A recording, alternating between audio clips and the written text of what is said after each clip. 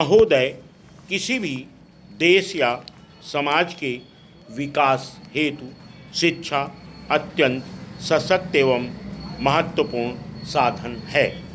व्यापक रूप में शिक्षा जीवन पर्यंत चलने वाली ऐसी प्रक्रिया है जो व्यक्ति को उसकी नैसर्गिक शक्तियों के विकास में सहायता पहुंचाती है तथा उसे अपने वातावरण से समायोजन स्थापित करने की योग्यता प्रदान करती है।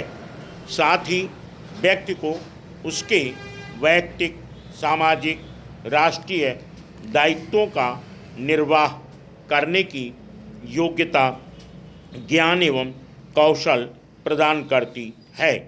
भारतीय संदर्भ में उद्देश्य एवं उपयोगिता की दृष्टि से प्रौढ़ शिक्षा भी इससे भिन्न नहीं है, बल्कि आज की सामाजिक आर्थिक राजनीतिक परिस्थितियों में प्रौढ़ शिक्षा का महत्व और भी बढ़ गया है। डॉक्टर मुखर्जी ने भारत में प्रौढ़ शिक्षा के दो महत्वपूर्ण पहलू बताए हैं।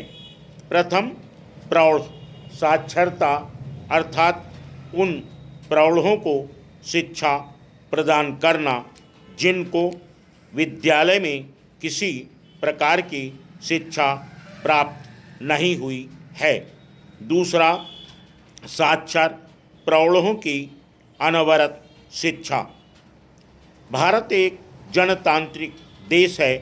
जनतंत्र की सफलता के प्रमुख आधार हैं उसके नागरिकों की साक्षरता, उनका प्रगतिशील दृष्टिकोण तथा उनमें नागरिकता की समान भावना का विकास।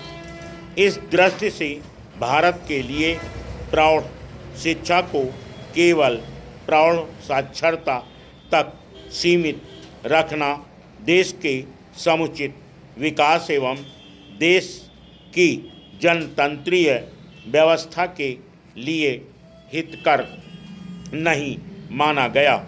वैसे भी यह निर्विवाद तथ्य है कि शिक्षा केवल साक्षरता ही नहीं है।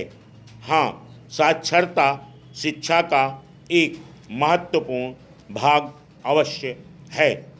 इस संदर्भ में डॉक्टर विद्यानिवास मिश्र का कथन उल्लेखनीय है कि भारत का व्यक्ति निरक्षर होते हुए भी शिक्षित है। अपनी बात को अधिक स्पष्ट करते हुए उन्होंने कहा है कि यदि हमारे प्रौढ़ अशिक्षित होते तो सदियों से चली आई हमारी संस्कृत मर्यादाएं कैसे बनी रहती। डॉक्टर मिश्र के शब्दों में प्रौढ़ शिक्षा का पर्याय तात्पर्य है निरक्षर, अर्धसाक्षर या विस्मृताक्षर प्रौढ़ों को पुनः साक्षरता का संस्कार देना, साथ ही जीवन क्षेत्र में आवश्यक जानकारी को विशेष बल देना। एक समृद्ध मौखिक परंपरा में हमारा प्रौढ़ शिक्षित है और उसे यदि साक्षर बनाने की योजना बनानी है तो उसके मौलिक परंपरा से प्राप्त अनुभवों को ध्यान में रखना होगा। एक तथ्य तय है कि देश की प्रगति के लिए निरक्षर व्यक्तियों को साक्षर बनाने के अतिरिक्त उनका नैतिक, बौद्धिक, सामाजिक एवं सांस्कृतिक उत्थान भी आवश्यक है। इसी दृष्टि से प्रौढ़ शिक्षा को व्यापक अर्थों में लेते हुए 1948 में भी मोहनलाल सक्सेना की अध्यक्षता में नियुक्त समिति के परामर्शों को स्वीकार करके सरकार ने प्रौढ़ शिक्षा को समाज शिक्षा की संज्ञा से अभिहित किया। जनवरी 1949 में केंद्रीय शिक्षा सलाहकार बोर्ड के इलाहाबाद में संपन्न 15वें अधिवेशन में भारत के तत्कालीन शिक्षा मंत्री ने प्रौढ़ शिक्षा की नवीन धारणा का संदेश देते हुए कहा, प्रौढ़ शिक्षा को केवल व्यक्तियों को साक्षर बनाने तक ही सीमित नहीं रखा जाना चाहिए।